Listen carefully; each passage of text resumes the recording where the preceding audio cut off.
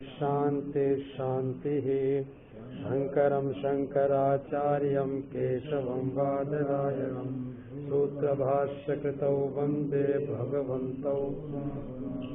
ईश्वरो गुरुरात्मेति मूर्तिभेदविभागिने व्योमवद्व्याप्तदेहाय दक्षिणामूर्तये नमः।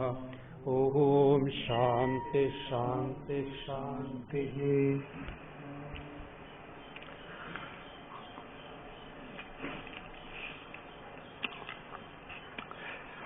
छांदोग्य उपनिषद का विचार चल रहा था। तो गायत्री ब्रह्म को उपास्य बताया है। यहाँ पर गायत्री ब्रह्म को उपास्य बताया है। तो उस उपास्यभूत जो गायत्री ब्रह्म है उसकी उपासना हृदय में करना चाहिए। ध्यान में आएगी नहीं? इस बात को बताने जा रहे हैं। तो इस क्रम से हृदयाकाश को अवतरित कर रहे हैं। हृदयाकाश गायत्र्याख्य ब्रह्म है।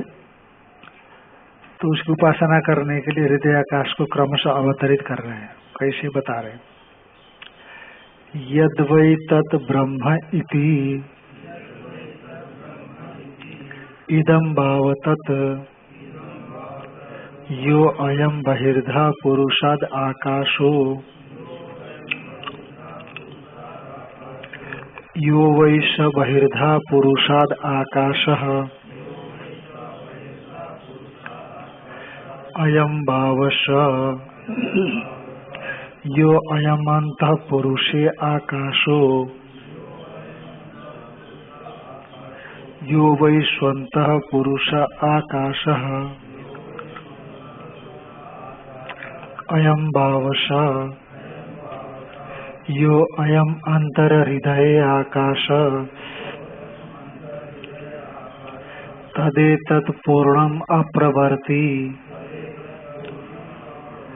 पूर्णाम् अप्रवर्तिनीं श्रियं लभते य एवं वेद।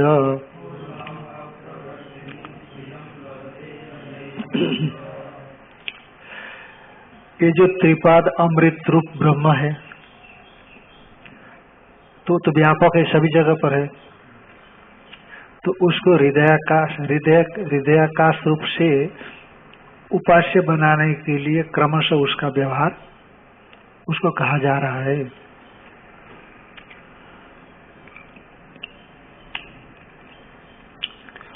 इसीलिए 7 नंबर टीका पर लिखा है यद ब्रह्म गायत्री अवच्छिन्नम उपास्यम उक्तम। जो ब्रह्म गायत्री से अवच्छिन्न है और जिसको उपास्य बताया गया है। ध्यान में आई ना?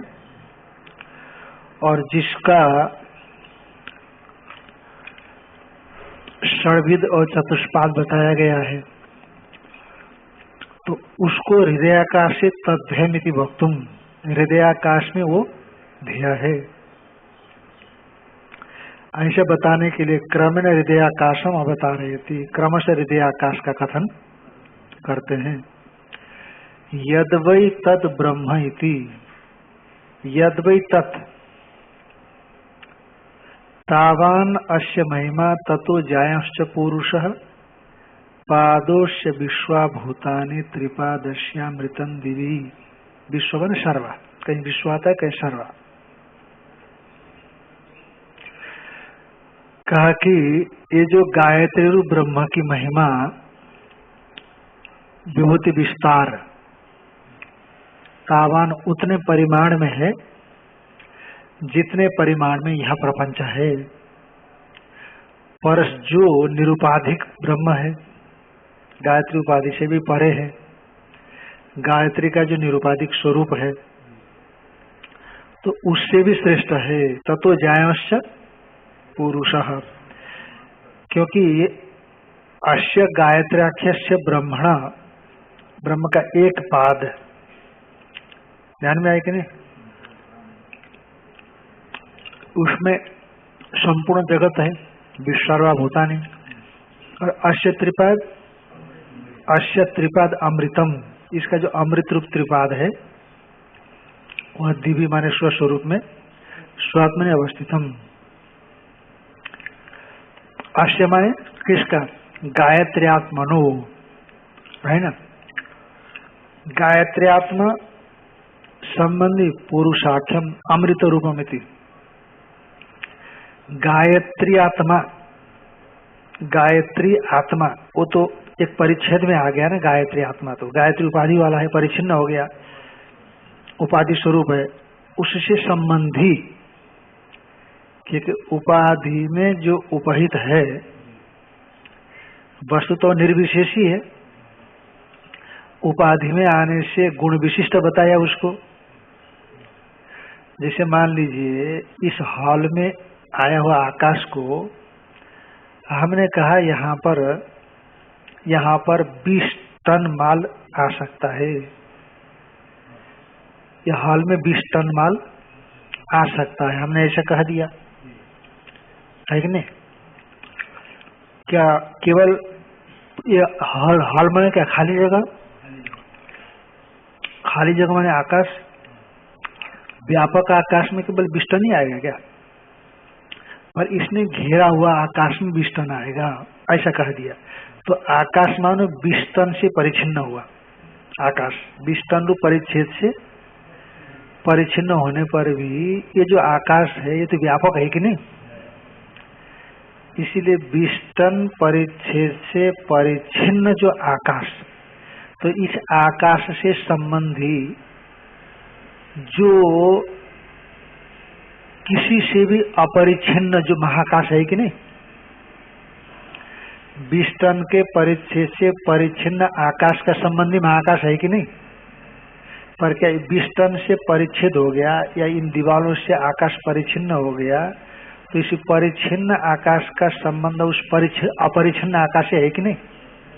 बस ऐसे ही समझना है। यहाँ पर भी गायत्र्यात्म जो ब्रह्म है ये तो परिच्छिन्न है, तो उसका संबंधी ध्यान में है कि नहीं? ये नीचे दिया है, गायत्र्यात्मनः संबंधी पुरुषाख्यम अमृत रूपम अमृतम रूपम इति।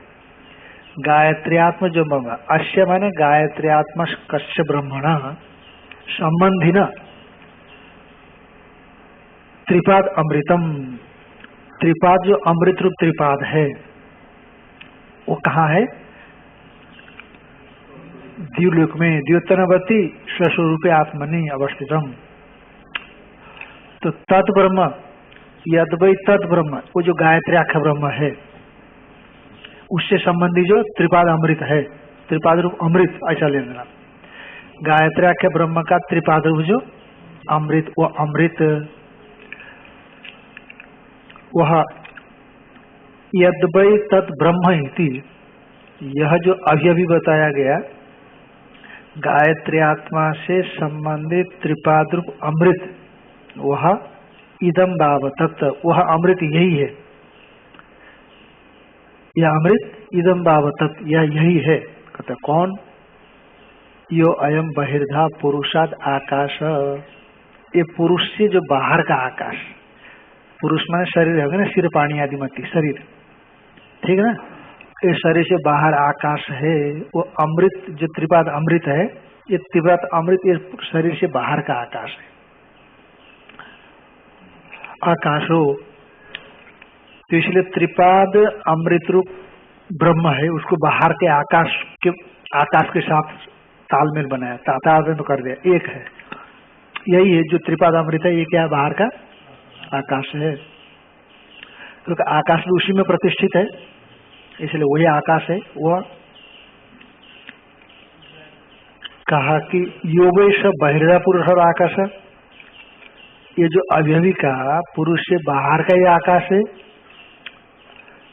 ये आकाश कौन है? देखो, त्रिपाद अमृत को बहिर आकाश के साथ एक कर दिया, और त्रिपाद ये जो बहिर आकाश है, त्रिपाद से अभिन्नता को प्राप्त बहिर आकाश, वो क्या चीज है?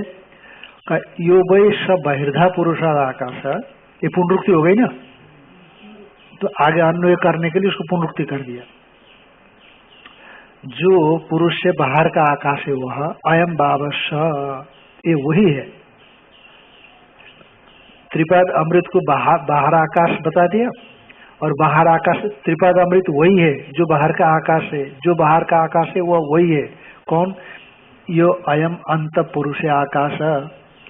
पुरुष माने ये पुरुष जो है ना, शरीर, पुरुष का मतलब है शरीर।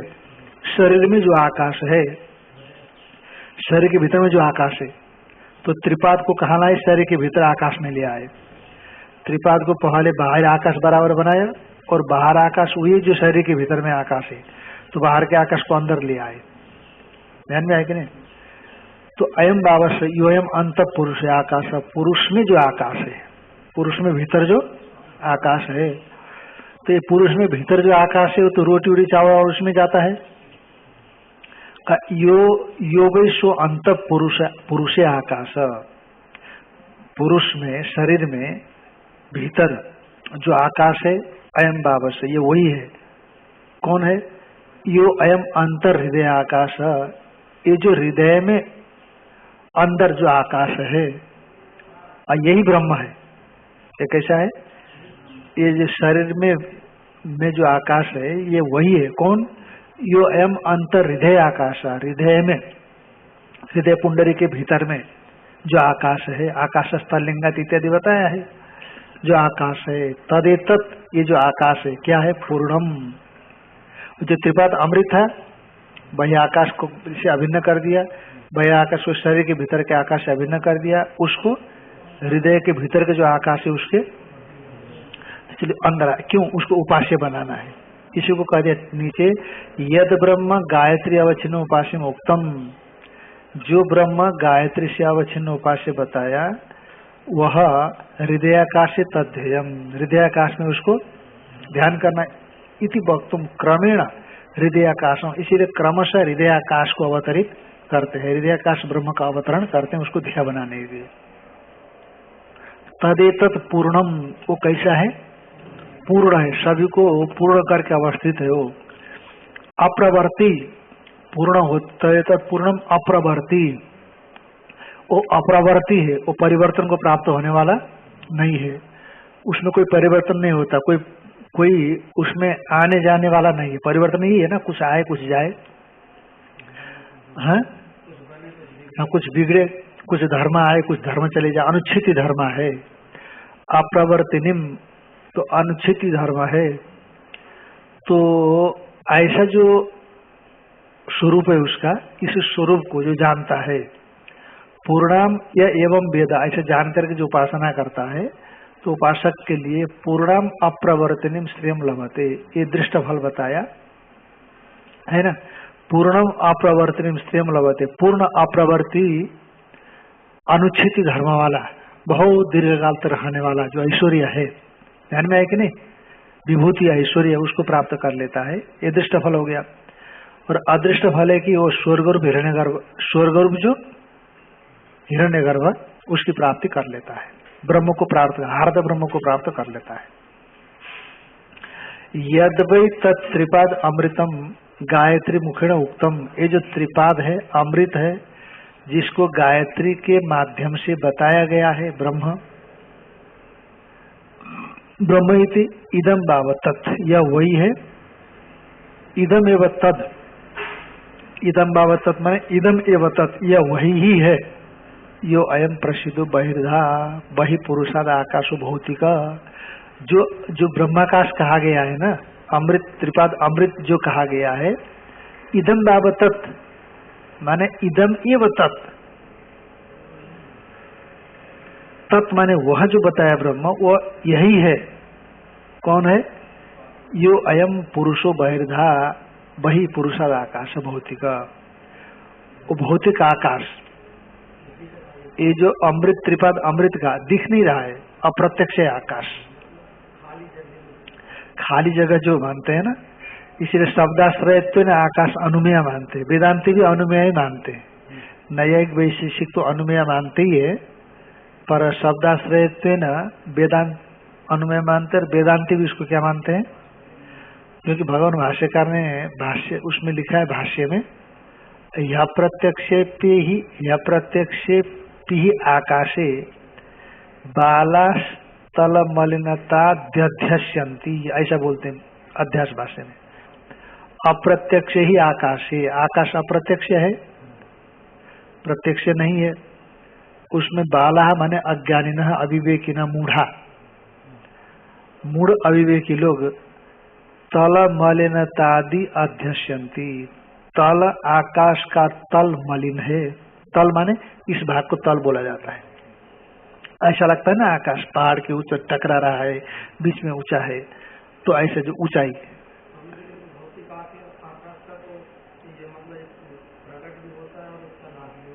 वो केवल तादात में बताया है, तो होता ही है, पर ब्रह्म का ऐसा नहीं होता। उपासना है ना, इसीलिए कुछ कुछ ताल्लुकात करके उपासना बनती है, इसीलिए। तो इसीलिए कहा इदम एव तद यो अयम प्रसिद्ध बहिर्धा वही पुरुषाद आकाशो भौतिक। ये वही है, देखना वो जो अमृत त्रिपाद अमृत है ना, यह वही है, यह वहा ही है, ऐसा भी बता रहे हैं। वाव का अर्थ एव कर दिया। इदम एव तत् माने इदम एव तत्, इदम वाव तत् था, इदम एव तत्, तत् माने वह त्रिपाद अमृत, इदम एव यह ही है। अतः कौन? यो अयम प्रसिद्धो बहिर्धा वही पुरुषाद आकाशो भौतिक। पुरुष से बाहर, बहिर्धा माने बाहर, वही जो आकाश भौतिक है, यह ही वह है। और योगेश देखो, ये भौतिक आकाश रूप हो गया, वो ब्रह्म क्या हो गया? भौतिक आकाश रूप हो गया।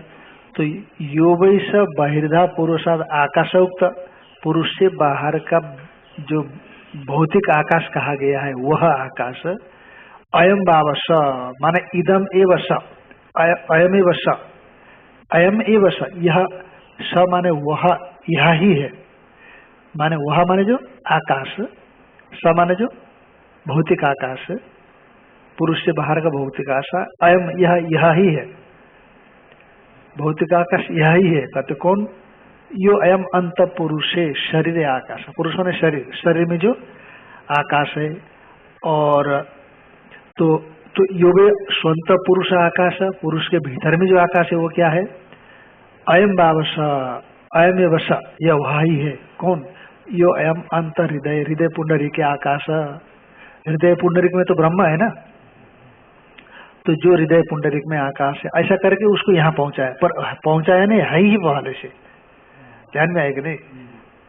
अब जैसे कि बाहर आकाश को इसके भीतर में ले आइए, यहाँ लाइए, तो पहले से है ना, पर एक प्रणाड्या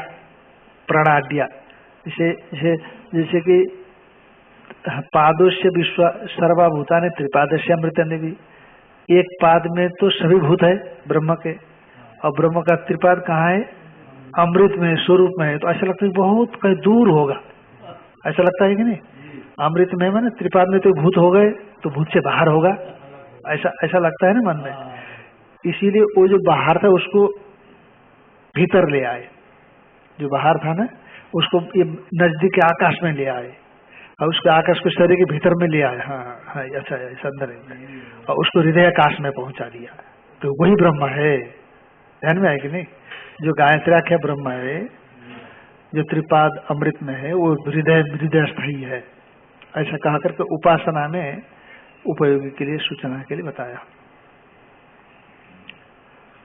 अयम बावस यो अयम अंतर्हृदय, हृदय पुंडरीक आकाश, कथम एकस्य आकाश से त्रिधा भेद थी। कहा ये आकाश एक ही है कि नहीं? आकाश को तीन भेद बताया, एक तो बाह्य आकाश, एक शरीर के भीतर आकाश, हृदय आकाश, ऐसा अलग अलग कैसे कर दिया?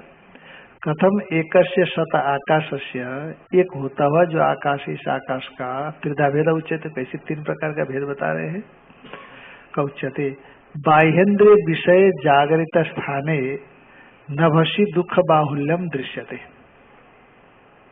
आकाश में भेद, जैसे बाह्य इंद्रिय विषय जागृत स्थान है, जागृत बाह्य इंद्रिय का विषय जागृत स्थान है, ये अवस्था है। इस अवस्था में जो नभ है, इसमें दुख बाहुल्यम दृश्य, दुख बहुलता इसमें देखी जाती है। और तत्व अंतःशरीर स्वप्न स्थान भूते मंदतरम दुखम भवती, अंतःशरीर शरीर के भीतर में स्वप्न स्थान में वो मंदतरम दुखम भवति, थोड़ा कम दुख होता है। स्वप्न में थोड़ा दुख कम होता है, यद्यपि व्यवहार वहां भी है पर वहां का व्यवहार थोड़ा कम है। स्वप्न में देखेगा तो उतना तकलीफ मिलती है, यहाँ तकलीफ होती है, जो परेशानी होती है ना। स्वप्न में आप कभी डॉक्टर के पास गए नहीं होंगे, कभी गए होंगे, बहुत कम गए होंगे, है ना। कभी बुखार हो गया तो दिनों दिन पड़े हैं स्वप्न में, ऐसा नहीं हुआ होगा। और कोरोना को लेकर के भारी चिंता भी नहीं रही होगी स्वप्न में। स्वप्न तो देखते हैं पर वैसे चिंता नहीं हुई होगी, है कि नहीं। और जैसे रोटी बनाना है, झाड़ू लगाना है, सुबह पाठ में आना है, नहाने जाना है नर्मदा जी में, ठंडी बहुत है, गर्म पानी कहाँ है, चलो बॉयलर के पास पहुंचो, तो ये चिंता स्वप्न में नहीं रही होगी। स्वप्न में तो दिखता है पर ये सब चिंता, तो इसीलिए जागृत में जो चिंता है उसकी अपेक्षा से स्वप्न रूप नभ में चिंता कैसी है, मंदतर है, दुखम भवति, दुख बाहुल्यम ततो अंतःशरीर स्वप्न स्थान भूते नभसी मंदतरम दुखम भवति। क्यों, स्वप्नान पश्यते, स्वप्न देखने वाले को, और हृदयस्थे पुनर्नभसी, वहां भी नभ समझना, नभ है कि नहीं किसी की पुस्तक में।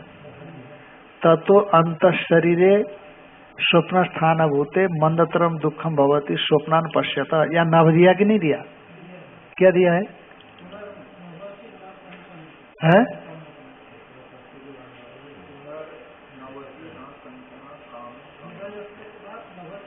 नहीं, ततो अंतःशरीरे स्वप्न स्थान भूते मंतरम दुखम भवति स्वप्नान पश्यता, यहाँ नभ दिया कि नहीं, इसमें नहीं दिया क्या? नभ तो होना चाहिए, अच्छा लगता नभ, है ना। नभ से ऊपर है ना, इसलिए लाना यहाँ पर, ये नीचे दिया भी है, देखो टीका में। बाह्येन्द्र विषयत्व तद विषय शब्दादि आश्रयत्व स्वप्न स्थान होते नभसीति संबंध। बाह्येन्द्रिय विषय तद विषय शब्दादि आश्रयत्व स्वप्न स्थान भूत नभसी, स्वप्न स्थान भूत नभ भी समझना वहां पर भी। तो इसलिए अंतःशरीर स्वप्न में नभसी मंदतरम दुखम भवती स्वप्नान पश्यत, स्वप्न देखने वाले को। और हृदयस्थे पुनर्नभसी, और हृदयस्थ नभ में न कंचन कामम कामयते न कंचन स्वप्न पश्यति, न कुछ कामना करता है न कुछ स्वप्न देखता है। अतः सर्व वह कुछ नहीं रहता, यानी जागृत में तो ज्यादा दुख होता है, जागृत नभ में, और स्वप्न नभ में कम दुख होता है, और सुषुप्ति में कुछ नहीं होता। इसीलिए पुनर्नभसी न कंचन कामम कामयते न कंचन स्वप्न पश्यति। अतः सर्व दुख निवृत्ति रूपम आकाशम सुषुप्त स्थानम, सर्व दुख निवृत्ति रूप आकाश, क्योंकि वो आकाश कोई दूसरा थोड़ा ही है, ब्रह्माकाश ही है। इसलिए अतः सर्व दुख निवृत्ति, इसीलिए संपूर्ण दुख माने स्थूल हो या वासनामय हो, तो उस सर्व दुख निवृत्ति से जो निवृत्ति रूपम आकाशम है ना, निवृत्ति से निरूपित जो आकाश, हृदय आकाश, वो हृदय आकाश है, वो सुषुप्त स्थान है। हृदय आकाश है। जागृत में स्थूल दुख होगा, क्योंकि मैंने बताया आपको जागृत में कितना दुख है। आपको कोरोना का टेंशन है, तो बुखार का टेंशन है, तो नहाने का टेंशन है, तो नर्मदा जी का टेंशन है कि नहीं। और इधर भोजन बनाने का टेंशन है, तो घंटी के बजने का टेंशन है, पढ़ाई का टेंशन है, तो कहीं टेंशन है कि नहीं स्वप्न में, जागृत में, स्वप्न में नहीं जागृत में। पर सुषुप्ति में कहाँ टेंशन है, ये सब नर्मदा में स्नान करने जाना है, ये सब टेंशन नहीं होता, कम होता है जरूर कम होता है स्वप्न में, पर सुषुप्ति में देखो कुछ नहीं होता। इसलिए जागृत दुख की निवृत्ति से उपलक्षित, ध्यान में है कि नहीं, जागृत स्थूल दुख से निरूपित, स्थूल दुख निवृत्ति से निरूपित, और स्वप्न का सूक्ष्म दुख की निवृत्ति से निरूपित, ध्यान में है कि नहीं। जहां पर निरूपित कैसा है, हृदय आकाश, वहां कोई दुख है ही नहीं, कोई हृदय आकाश ही ब्रह्म है। अतः सर्व दुख निवृत्ति, इसलिए को टीका में दिया है सर्व दुखम माने स्थूलम, जागृत में होने वाला, वासनामयम, स्वप्न में होने वाला, तत् निवृत्तिया निरूप्यमान हृदयाकाशम, उसकी निवृत्ति से निरूपित हृदयाकाश है। वहां कोई दुख नहीं, आत्मा में कोई दुख नहीं होता। आत्मा में दुख कल्पना से होती है, पर वस्तुतः आत्मा में दुख नहीं होता। तो आकाशम सुषुप्त स्थानम अतो युक्तम एकस्यापि त्रिधा भेदान व्याख्यानम, इसीलिए युक्ति युक्त ये है कि एक होने पर भी उसको 3 प्रकार से भेद रूप से कथन करना। बहिर्धा पुरुषाद आरभ्य, पुरुष के बाहर से शुरू करके, पुरुष के बाहर से शुरू करके, पुरुष से बहिर्धा आकाशाद आरभ्य, पुरुष के बाहर के आकाश से आरंभ करके, आरभ्य आकाश से हृदय संकुच करणम, हृदय में आकाश का संकुच करना। चित्त समाधान स्थान स्तुतये, चित्त के समाधान की स्थान, चित्त को एकाग्र करने के स्थान की स्तुति के लिए किया गया है। माने पुरुष के बाहर के आकाश से शुरू करके हृदय, आकाश से हृदय संकुच करणम, आकाश का हृदय में संकुच करना। चित्त समाधान स्थान स्तुतये, चित्त के समाधान का जो स्थान है, चित्त के एकाग्रता का जो स्थान है हृदयाकाश, उसकी स्तुति करने के लिए है। जैसे यथा त्रयाणाम अपि, जैसे स्थान स्तुति के लिए करें, स्थान स्तुति के लिए कहा जा रहा है यथा त्रयाणाम अपि लोकानाम कुरुक्षेत्रम विशिष्यते, अर्धतस्तु कुरुक्षेत्रम अर्धतस्तु पृथुदकम, ये कहीं का श्लोक है।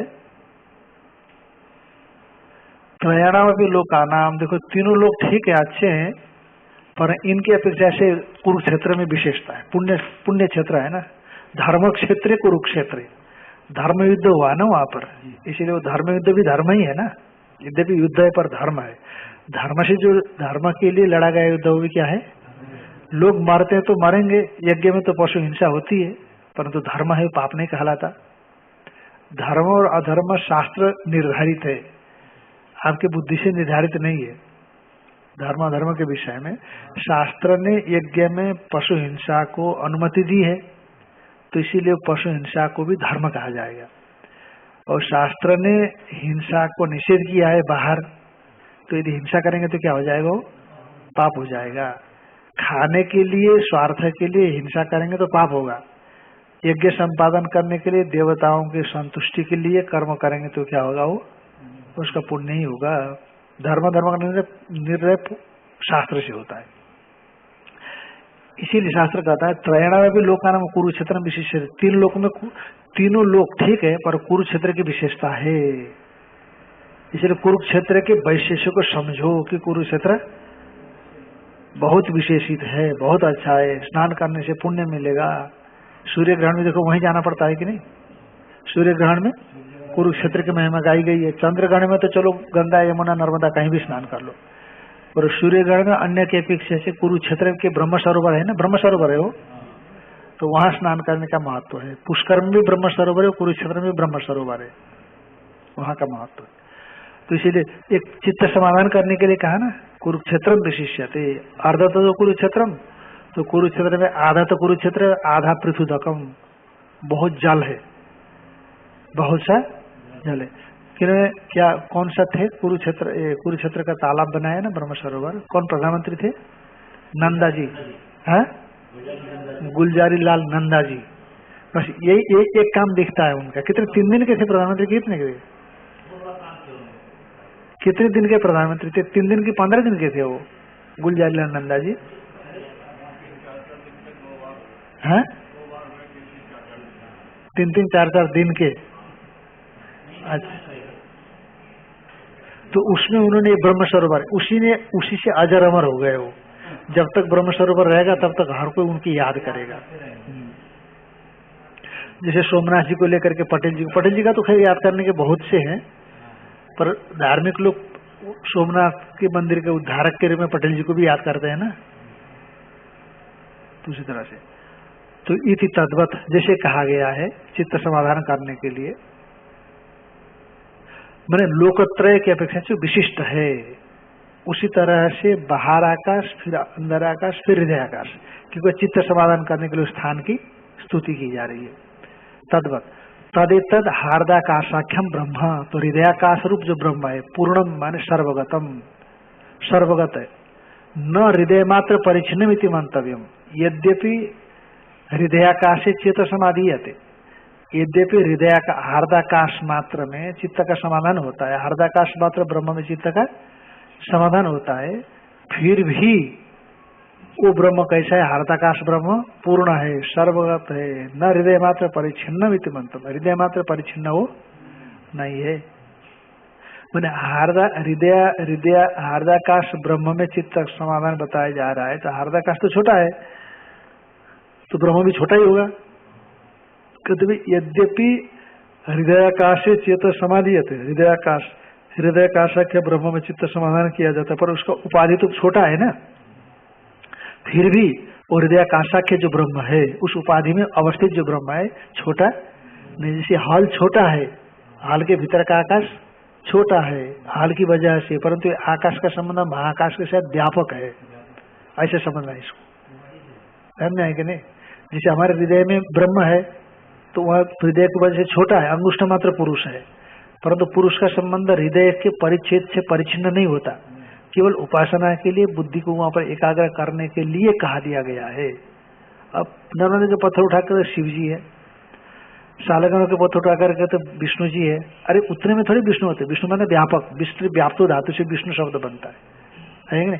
शंकरोति सर्वानिति शंकर, सभी का कल्याण करने वाले हैं। और उतने में रहेंगे तो कल्याण कैसे करेंगे? वो उतने में रहेंगे तो कल्याण करेंगे क्या? बस वहां भी है और वो व्यापक है सब जगह पर। आकाश यहाँ होते भी व्यापक है, ये परिच्छेद उसको परिच्छिन्न नहीं कर सकता। तदेतद हार्दा, हाँ, अप्रवर्ती न कुतश्चित क्वचित प्रवर्तितुम शीलमस्य, कहीं पर भी परिवर्तित होने का शील नहीं है। अब प्रवर्तित भी नहीं होता, हिलटा दुलटा नहीं है, निर्विशेष है। अप्रवर्ती तद अनुच्छित धर्मकम, अनुच्छित धर्म वाला है। यथा अन्यानि भूतानि परिच्छिन्नानि उच्छिति धर्मकाणी, जैसे अन्य भूत परिच्छिन्न है, उच्छित धर्म वाला है, कुछ धर्म बनता बिगड़ता रहता है ना। अब देखो आम का पेड़ है तो पहले बोर आ गया, अब बोर में फल लगा, फिर हरा हो गया, फिर धीरे धीरे लाल होता गया और अंदर भी लाल होता गया, फिर सड़ गया। परिवर्तित होता है, धर्म भी परिवर्तन होता है उसमें, पर किया ऐसा नहीं है। भूतानि न तथा हार्दम नभ, हार्द नभ, हार्द ब्रह्म, उसमें कोई परिवर्तन, हार्द नभ में तो परिवर्तन हो सकता है, परंतु हार्द नभ उपाधि वाला जो हार्दाकाश ब्रह्म है उसमें परिवर्तन नहीं होगा। नभ में तो हो सकता है, हार्द नभ में, क्योंकि हृदय संकुचन विकसन से नभ में संकुचन विकसन, माने हृदय में संकुचन विकसन होने से आरोप हो सकता है, उसमें ब्रह्म भी हो सकता है, पर हार्द केवल हृदय तो संकुचन विकसन वाला है ना, पर नभ तो भी ऐसा नहीं है, और वो नभ में उपलब्ध जो हार्द ब्रह्म है वो भी ऐसा नहीं है। पूर्णम अप्रवर्तिनीम अनुच्छेदात्मिकाम श्रियम विभूतिम, पूर्ण अप्रवर्तिनी अनुच्छेदात्मिकाम, परिवर्तन को प्राप्त न होने वाली, अनुच्छेदात्मिकाम, उच्छेद को प्राप्त न होने वाली, श्रियम माने विभूतिम लभते, ये दृष्ट फल है। विभूतिम गुण फलम, ये गौण फल है पर है दृष्ट, और अदृष्ट फल हार्द ब्रह्म है ना। स्वर्गम, स्वर्गो हार्दम ब्रह्म, आगे बताएंगे ना, आगे बताएंगे हार्द ब्रह्म को प्राप्त स्वर्ग हृदय माने हिरण्यगर्भ को प्राप्त करता है, इत्यादि इत्यादि बातें आगे आएंगी। स्वर्गम लोकम हार्दम ब्रह्म, स्वर्गम लोकम प्रतिपद्यते, आगे आएगा, उसका मुख्य फल है स्वर्ग लोक, हार्द ब्रह्म उसको प्राप्त करना। और गौण फल क्या हो गया? ये जो अप्रवर्तनी अनुच्छेदात्मिका ऐश्वर्य को, दृष्ट फल को प्राप्त करना। यह एवं यथोक्तम पूर्णम अप्रवर्ति गुणम ब्रह्म वेद, इस प्रकार से जो यथोक्त पूर्ण अप्रवर्ति गुण वाला ब्रह्म को जानता है, जानाति जानकर की उपासना करता है, यह एवं जीवन तद्भाव प्रतिपद्यते, जीवित रहते तो उस भाव को प्राप्त करता है कि अप्रवर्ति हार्द ब्रह्म है ना, अनुच्छित धर्म हार्द ब्रह्म मैं हूँ, इस प्रकार से जो जानता है। यथोक्तम पूर्णम अप्रवर्ति गुणम ब्रह्म वेद जानाति है ना, जानता है। अहम इति वेद ऐसा कर देते तो कितना अच्छा होता है। यहाँ पर भगवान भाष्यकार ने अहम ऐसा नहीं कहा, पर पहले कह दिया इसलिए संकेत समझ लेना। हाँ, जीवन तद्भावम प्रतिपद्यति, तद्भाव है ना, अहम करके ही भाव को प्राप्त करना, ठीक समझाया आपने। अहम तद्भावम प्रतिपद्यते, तद्भाव तो अहम तया, हाँ? अहम तया होना चाहिए, भाव तो अंदर होगा ना, नहीं तो ये मेरा बेटा है इस भाव से भी तो प्राप्त करता है, ठीक है? नहीं प्राप्त करता। हाँ, ऐसे समय ना तद्भाव प्रति क्या होती है, तत्भावम प्रतिपद्यते में तत्स्वरूपम प्रतिपद्यते में अहम किए हुए तत्स्वरूप को प्राप्त नहीं करता। पर यहाँ तत्स्वरूप नहीं होता, ये ध्यान रखना हमेशा, भूलना नहीं इस चीज को। माने जीवन सन, माने जीवन सन तो आ ही गया, जीवित रहता हुआ ही तद्भावम प्रतिपद्यते, वह हार्द ब्रह्म मैं हूँ, गायत्री ब्रह्म मैं हूँ ऐसा प्राप्त करता है। ध्यान में है कि नहीं? ऐसा सोचता है, भाव बनाता है। जैसे हम कभी कभी सुनाते हैं ना, भावना से उससे अभिन्न अपने को समझता है, पर होता नहीं यहाँ पर, क्योंकि शरीर तो तद्रूप नहीं बनता, मर जाएगा शरीर तो खत्म हो गया, और जो उसका लिंग शरीर इत्यादि है वो तद्रूप हो जाता है, सब मिल जाता है, ऐसे समय में। तो हिरण्यगर्भ वो लोग कोई जाएगा नहीं, तो उपासक है, इसलिए वहां से फिर मुक्त हो जाएगा, अलग बात है। तो प्रतिपद्यते इत्यर्थ। ओम पूर्ण आप्यायन्तु ममांगानि वाक्प्राणश्चक्षुः।